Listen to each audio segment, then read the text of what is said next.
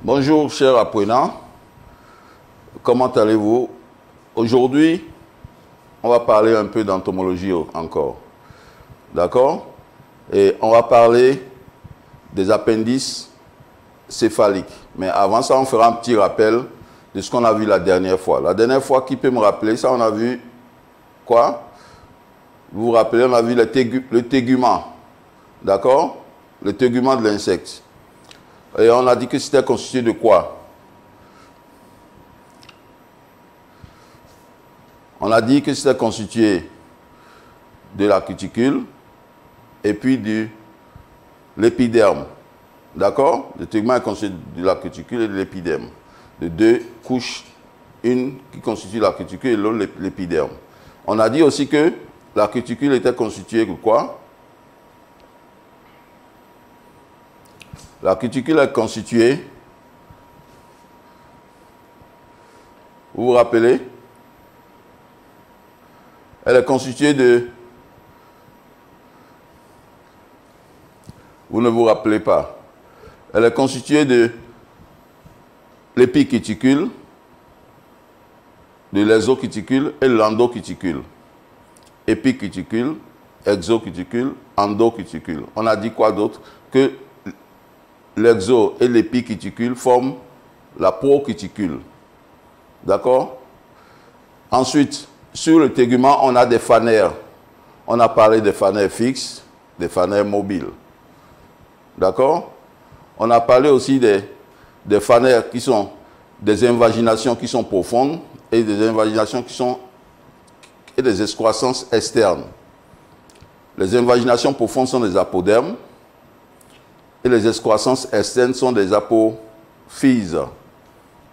Aujourd'hui, on verra, donc comme je dis tout à l'heure, on verra les appendices céphaliques. Donc, ce sont des appendices surtout sur la tête de l'insecte. Donc, comme vous avez vu tout à l'heure, on vous a montré la tête de l'insecte comporte les antennes, les yeux composés, les ocelles, les pièces buccales, etc., etc. Donc, quelle est la structure générale? La tête est le plus petit agme du corps de l'insecte.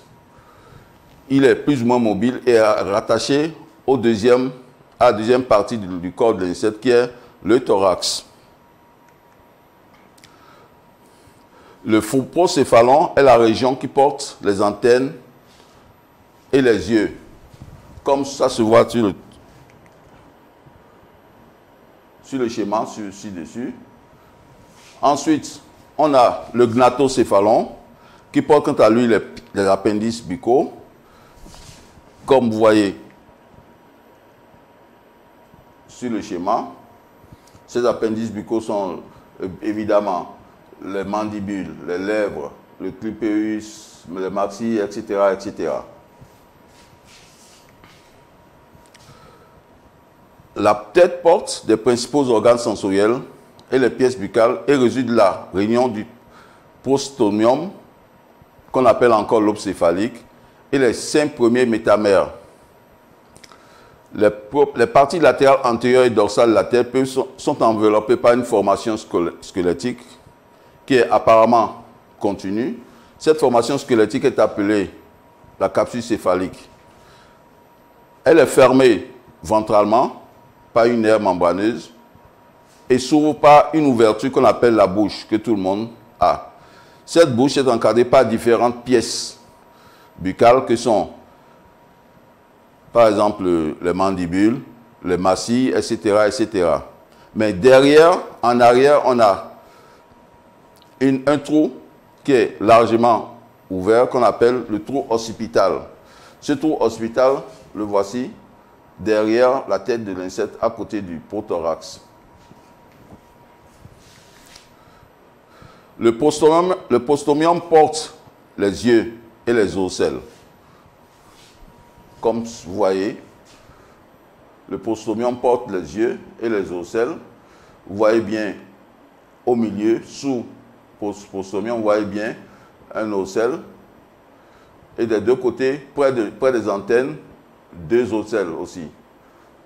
Et vous voyez les gros yeux qui sont composés, qui sont des yeux composés, qui sont de chaque côté de la tête.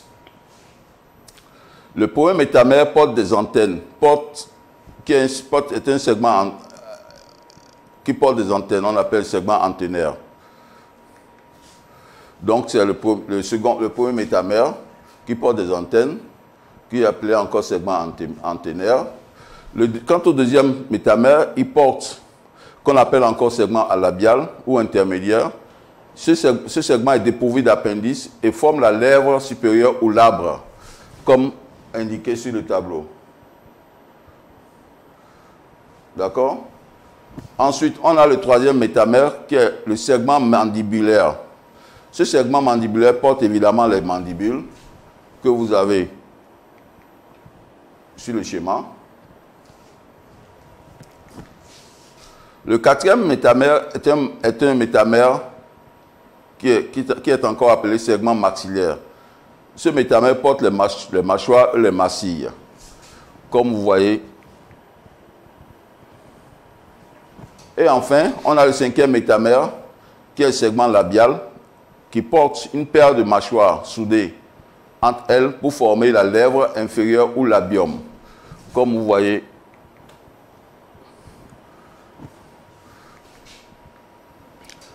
Maintenant, on parlera des sutures. C'est quoi une suture? Une suture est une articulation fibreuse immobile qui est composée d'une mince couche de tissu fibreux.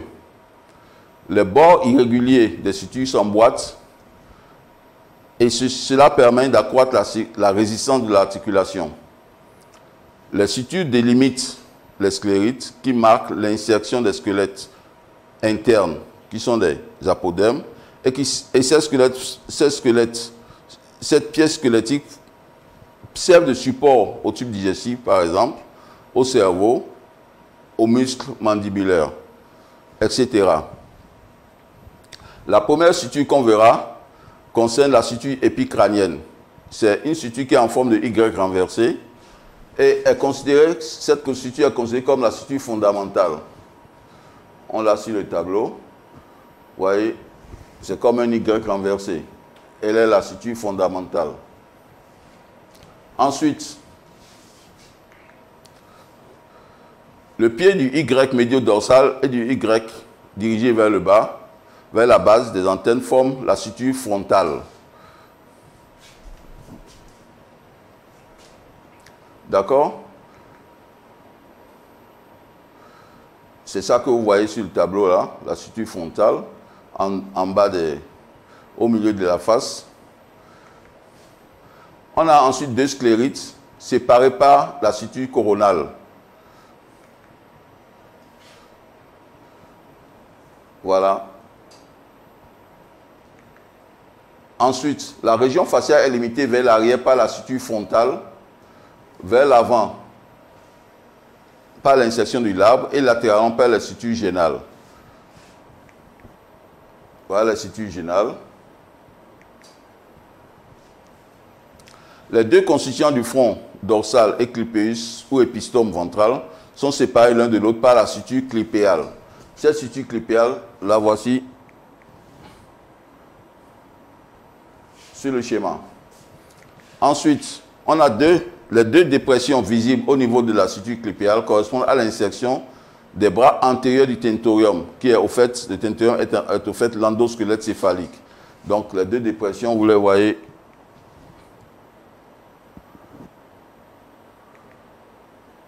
au tableau comme sur le schéma.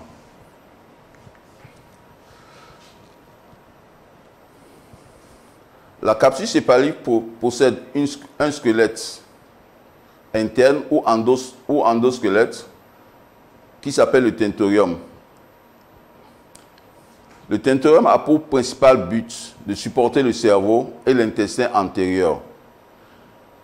Il est aussi la zone d'insertion de la majorité des muscles céphaliques. Il assure la consolidation du crâne et délimite les loges. Voici le tentorium en question. Le tentorium sert de point d'ancrage aux muscles, en particulier sur ceux des pièces buccales. Ce tentorium possède deux bras antérieurs qu'on appelle les prétentoria. Ces deux bras naissent d'invagination située sur les sutures subgénales ou épistomiales, que voici. Ensuite, le prétentoria possède aussi deux bras postérieurs qui sont appelés les métatentoria ou piliers du tentorium. Ces deux bras sont formés à partir d'invaginations situées aux extrémités de la suture post-occipitale, que voici. Ces deux paires de bras fusionnent pour former le pont et le corps du tentorium. Donc, on va voir maintenant quelles sont les différentes modifications qu'on a au niveau de la tête. La tête était disposée de la même manière chez les insectes. Chez les insectes, on distingue en principe trois types de disposition de tête. Le premier type est la tête orthognate ou encore la tête hypognate. Cette tête est perpendiculaire à l'axe du corps. Si quand vous prenez par exemple un criquet, vous allez voir que la tête du criquet est perpendiculaire à l'axe du corps et forme un angle de 90 degrés, puisque c'est perpendiculaire. On a ensuite la tête orthognate, la tête prognate. Cette tête est parallèle à l'axe du corps et c'est le cas chez la plupart des coléoptères, comme vous voyez sur le second schéma. On a ensuite la tête opistognate. Chez ces insectes, la tête forme un angle aigu avec l'axe du corps. C'est le cas que vous voyez chez ce puceron, par exemple. Quels sont les organes de vision qu'on a chez l'insecte? Les yeux sont les organes sensoriels. Les yeux sont de nature simple ou complexe, selon qu'il s'agisse d'ocelles ou bien d'yeux composés. Les yeux simples, qu'on appelle encore ocelles, sont au nombre de 3 et sont disposés en triangle. À leur niveau, la cuticule fortement bombée est incolore et transparente. Ce sont des organes à fonction tonique sensible aux variations de l'éclairement. Donc, le voici, le premier œil simple, le second et le troisième. Vous voyez bien qu'ils sont disposés en triangle. On a ensuite les yeux composés. Ces yeux composés sont elliptiques, de couleur sombre généralement. Ils sont formés chacun d'un groupe d'yeux élémentaires, les omatides. Chaque omatide constitue une unité sensorielle indépendante. Donc, c'est le cas des yeux composés, le premier œil composé et le second œil composé. On a aussi des yeux spéciaux, par exemple chez certaines larves d'insectes, d'insectes holométaboles, on a les stémates qui se rencontrent chez les larves holométaboles. Ils occupent la position des yeux composés et sont inversés, innervés par les lobes optiques du cerveau. Vous voyez là, les yeux composés de la menthe religieuse avec ces pièces buccales qui bougent.